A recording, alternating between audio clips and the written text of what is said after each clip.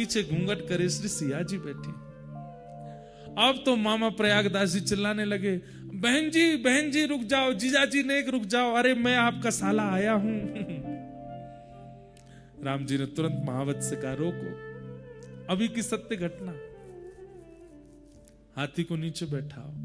नीचे बैठा है, सिया जी उतर करके आए और उतर करके आकर के देखा, नेत्र सजल हो गए सिया जी के, लिपट गए मामा प्रयागदास जी। बहन जी आपने मेरी सुध नहीं ली, मैंने पहली बार देखा आपको, माँ ने बताया आप बहुत सुंदर हैं और देखिए ना आप सुंदर ही हो।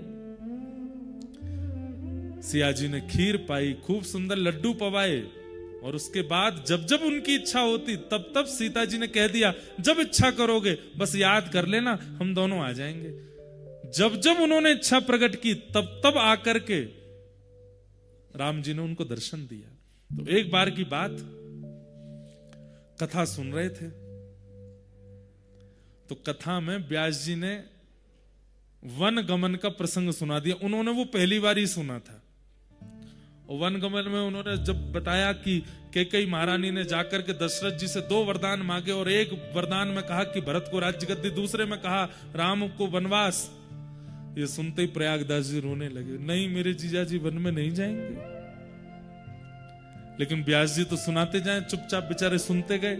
और जैसे ही प्रसंग आया कि सीता जी के पास गए और सिया जी से जाके कहा कि तुम यहीं रह करके पूरे कुल की रक्षा करना, सेवा करना।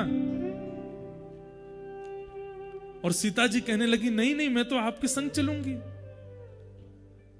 सीता जी कहने लगी मैं आपके संग चलूंगी। तो प्रयागदास जी तो इतने फूट फूट के रोए। और जैसे ही सुना कि रथ में आरूढ़ होकर के राम जी और सिया जी अयोध्या छोड़ के वन चले गए, मूर्छित हो गए वहीं पे। हाँ नाथ, हाँ नाथ, हाँ नाथ, हाँ नाथ कहते कहते रोने लगे।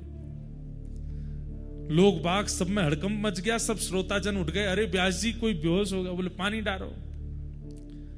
जैसे तैसे होश में आए, आंखें लाल और नेत्रों से अविरल अश्रुधार, पूरा शरीर कांप रहा है।